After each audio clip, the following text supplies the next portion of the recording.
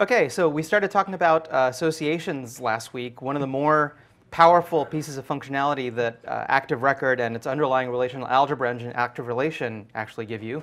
So we did some examples of how you would set up one-to-many and one-to-one relationships using foreign keys. And I just wanted to recap the mechanics of how that works. So we saw that in order to do this, you have to have an attribute for the foreign key in the owning object. So for example, we did an example where a movie has many reviews. The owned object is a review. That means the review can have a foreign key back to the movies table to say what movie it belongs to.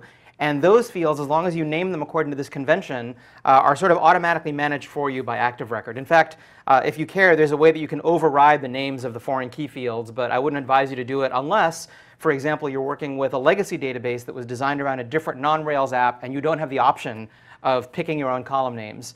Active record lets you override a lot of stuff in cases like that. But generally speaking, you're advised to go ahead and take advantage of convention over configuration. And as long as you name the foreign keys to end with _ID, and you've named your primary keys ID as active record does for you, then without any additional work, these keys are already sort of automatically managed for you. And we saw some examples of how you can essentially do queries like movie.reviews, review.movie. We saw that you can establish both the owning direction with has many and the owned direction with belongs to. So kind of put all those things together. We've been developing sort of a list of recipes of how to get certain things done in a Rails SaaS application. So here's how you add a one-to-many association. This is sort of putting together the pieces that we looked at in the last couple of segments here. First of all, you have to make sure that you have added has many to the owning model and belongs to the owned model.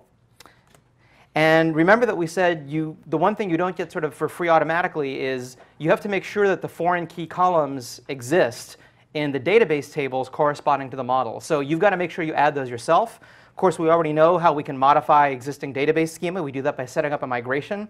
And the migration usually can be a really short one. All you're adding is foreign key columns to the tables of the owned side and have those reference the owning side. So we showed an example on Pastebin about one of those.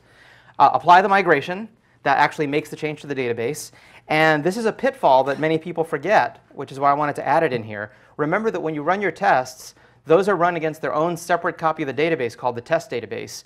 Whenever you make a change by applying a migration to development, just like when you push to production, you also have to make sure that you run the migration in production mode.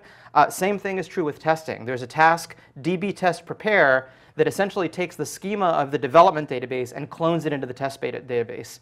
And if you don't do this, or if you forget to do this, then you'll have just run a migration that changes your development database. And when you run your tests, a lot of them are going to start failing because they expect to see the schema associated with the migration you just ran. So don't forget to do db test prepare before you try rerunning your test suite. Otherwise, you'll see a bunch of unexplained failures. So that really just puts together the pieces that we covered in the last couple of segments about associations. And let's see how well we understand those pieces with the following question. So suppose we've done the example that we started before. We have a foreign key movie ID in the reviews table. And we've added has many reviews to the movie model to express the relationship of one movie owning many reviews. But we forgot in the review model to add a line belongs to movie. So the question is, what happens under those circumstances if we, for example, say movie.reviews, does movie.reviews work, but review.movie won't work? Or is it actually worse than that? Will we actually get a database error when we're trying to save a review because we forgot to put in one side of the association? Another possibility is we'll have no way to determine which movie a given review is associated with because we forgot the belongs to. Or all of these three things can happen. So think about that for a moment.